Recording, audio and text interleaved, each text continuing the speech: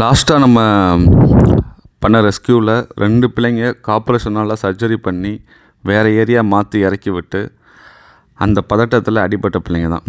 அதில் அந்த வாய் உடைஞ்ச ஒருத்தன் அவன் இப்போ நல்லாயிருக்கான். அவன் நல்லாயிருக்கா. இப்போ பாருங்கள், இப்போ ரீசெண்டாக ஐ திங்க் 3-4 நாளில் தான் சர்ஜரி முடிச்சுட்டு இறக்கி விட்டுருப்பாங்க போல தெரியுது. வண்டியில் அடிபட்டுட்டா. அந்த ஏரியாவில் கேட்டால் அந்த ஏரியா நாயே கிடையாது. எல்லாம் நம்ம கார்ப்பரேஷன் பண்ணுற வேலை தான்.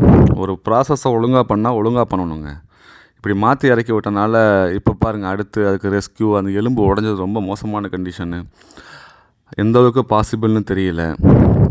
அந்த எக்ஸ்ரே நான் நெக்ஸ்ட் அடுத்த வீடியோவில் நான் காமிக்கிறேன்.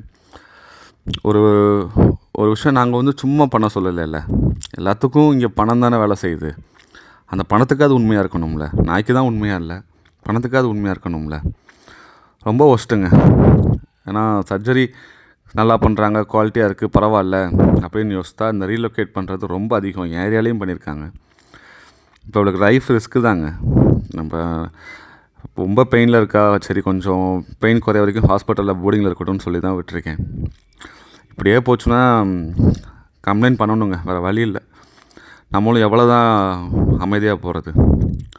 நாய்க்காக யாராவது பேசத்தானே ஆகணும், நம்ம தான் பேசணும். மதுரை கார்ப்பரேஷனில் பண்ணுற சர்ஜரி நல்லா பண்ணுறாங்க, பட் ரிலீஸ் பண்ணுறது நிறையா ரீலொகேட் பண்ணுறாங்க. உங்கள் ஏரியாவில் இந்த மாதிரி நடந்துச்சுன்னா கொஞ்சம் சொல்லுங்கள், கம்ப்ளைண்ட் போட்டு விடுவோம். நன்றிங்க.